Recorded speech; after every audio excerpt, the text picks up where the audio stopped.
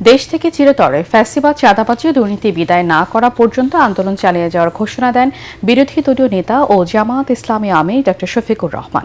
সিলেট আলিয়া মাদ্রাসা মাঠে 11 দলীয় ঐক্যের বিভাগীয় সমাবেশে কথা বলেন তিনি।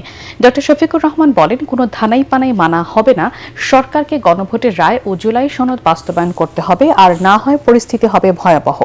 এ সময় জাতীয় নাগরিক পার্টি এনসিপির আহ্বায়ক নাহিদ ইসলাম বলেন, গত 16 বছর 31 দফা ও সংস্কারের মূলা ঝুলিয়ে জাতির সাথে প্রতারণা করেছে বিএনপি।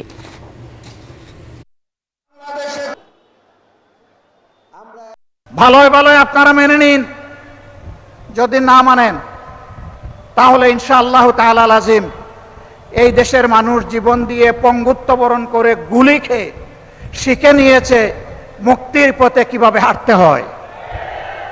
আমরা আমাদের শহীদদের সাথে বেঈমানি করব না, জুলাই যোদ্ধাদের সাথে বেঈমানি করব না, 18 কোটি মানুষের সাথে বেঈমানি করব না। আমরা কথা রাখবো ইনশাআল্লাহ, জীবন দিয়ে হলেও লড়াই করে কথা রাখবো ইনশাআল্লাহ।